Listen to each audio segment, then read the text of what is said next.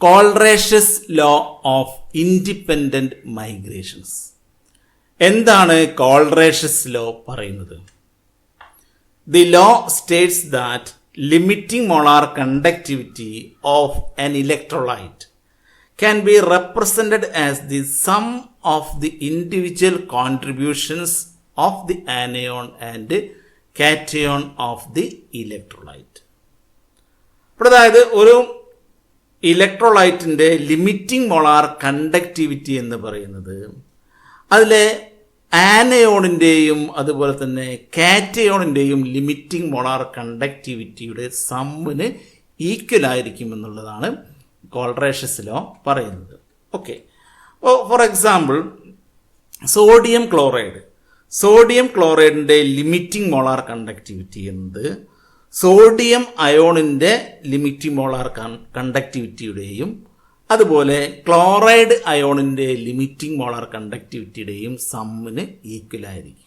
Okay, അപ്പം that is λ0 Na+ എന്നുള്ളത് sodium അയോണിൻ്റെ ലിമിറ്റിംഗ് മോളാർ കണ്ടക്ടിവിറ്റിയും λ0 Cl- എന്നുള്ളത് ക്ലോറൈഡ് അയോണിൻ്റെ ലിമിറ്റിംഗ് മോളാർ കണ്ടക്ടിവിറ്റിയും ആണെങ്കിൽ λm0 NaCl സോഡിയം ക്ലോറൈഡിൻ്റെ ലിമിറ്റിംഗ് മോളാർ കണ്ടക്ടിവിറ്റിയെ നമുക്ക് ഈ രീതിയിൽ എഴുതാവുന്നതാണ്. ഓക്കെ, അപ്പോൾ λm0 NaCl λ0 Na+ λ0 Cl-. Okay, അപ്പോൾ ആനയോണിൻ്റെയും കാറ്റയോണിൻ്റെയും ലിമിറ്റിംഗ് മോളാർ കണ്ടക്ടിവിറ്റിയുടെ സമ്മായിരിക്കും ആ ഇലക്ട്രോലൈറ്റിൻ്റെ ടോട്ടൽ മോളാർ കണ്ടക്ടിവിറ്റി. ഇതാണ് കോൾറേഷ്യസ് ലോ പറയുന്നത്. ഓക്കെ, അപ്പോൾ നമുക്ക് പൊതുവായിട്ട് in general an electrolyte on dissociation give μ+ cation and μ- anion, then its limiting molar conductivity is given by λm0 μ+ λ0 plus μ- λ0 minus. അപ്പോൾ ഇതിൽ μ+ and μ- എന്നുള്ളത് നമ്പർ ഓഫ് അയോണാണ്, അയോണിൻ്റെ എണ്ണത്തിനെയാണ് അവിടെ സൂചിപ്പിക്കുന്നത്. അപ്പോൾ ഫോർ എക്സാമ്പിൾ AlCl3 എന്ന് പറയുന്ന ഒരു ഇലക്ട്രോലൈറ്റ്, AlCl3 എന്ന് പറയുന്ന ഒരു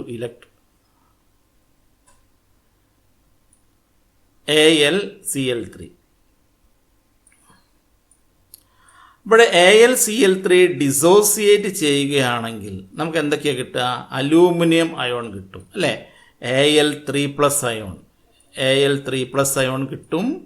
അതുപോലെ തന്നെ എന്ത് കിട്ടും? ക്ലോറൈഡ് അയോൺ കിട്ടും, Al3+ പ്ലസ് 3Cl- കിട്ടും. 3 ക്ലോറൈഡ് അയോൺ ഉണ്ട് അല്ലേ, 3Cl-. ഓക്കെ, അപ്പോൾ അലൂമിനിയം ക്ലോറൈഡ് ഡിസോസിയേറ്റ് ചെയ്യുമ്പോൾ ഒരു പോസിറ്റീവ്ലി ചാർജ്ഡ് അയോണും കിട്ടും, 3 നെഗറ്റീവ്ലി ചാർജ്ഡ് അയോൺ കിട്ടും. അപ്പോൾ ഇവിടെ μ+ എന്ന് പറഞ്ഞാൽ അലൂമിനിയം അയോണിൻ്റെ എണ്ണത്തിനെയാണ് സൂചിപ്പിക്കുന്നത്. അലൂമിനിയം അയോണിൻ്റെ എണ്ണത്തിന് ഇവിടെ 1 അപ്പം μ+ എന്നുള്ളത് അലൂമിനിയം അയോണിൻ്റെ എണ്ണത്തിനെ സൂചിപ്പിക്കുന്നത്. μ- എന്നുള്ളത് എന്താണ്? ക്ലോറൈഡ് അയോണിൻ്റെ എണ്ണത്തിനെ സൂചിപ്പിക്കുന്നു.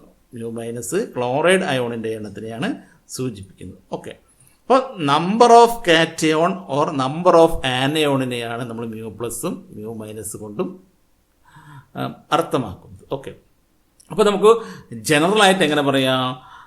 λm0 μ+ λ0 plus μ- λ0 and here the μ+0 and λ0 μ+ and λ0 μ- are the limiting molar conductivity of cation and anion respectively.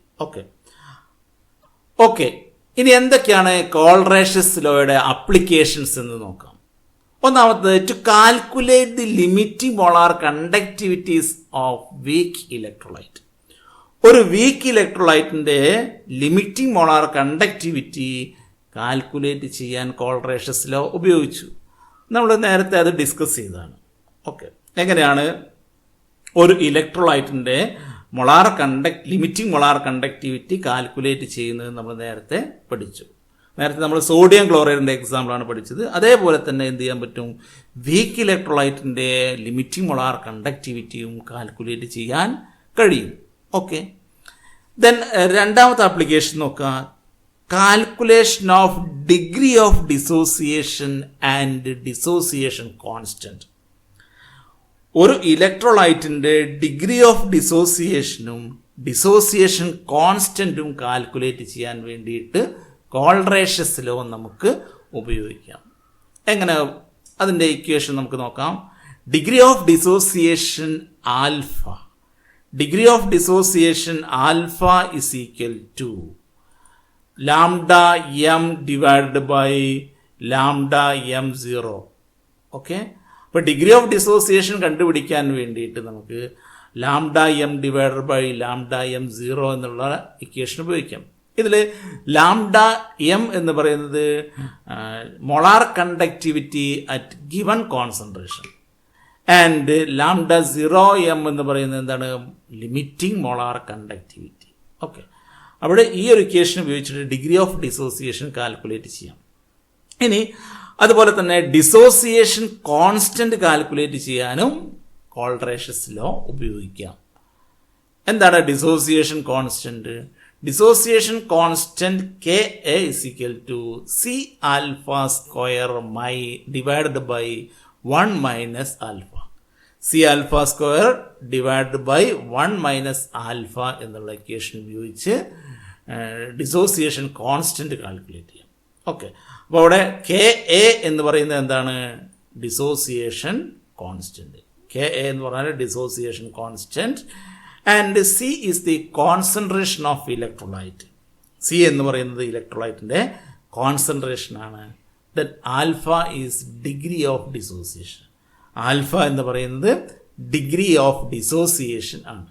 Okay, അപ്പോൾ ഇത്രയുമാണ് കോൾറേഷ്യസ് നിയമത്തിൻ്റെ, കോൾറേഷ്യസ് ലോയുടെ ആപ്ലിക്കേഷൻ. Okay, thank you.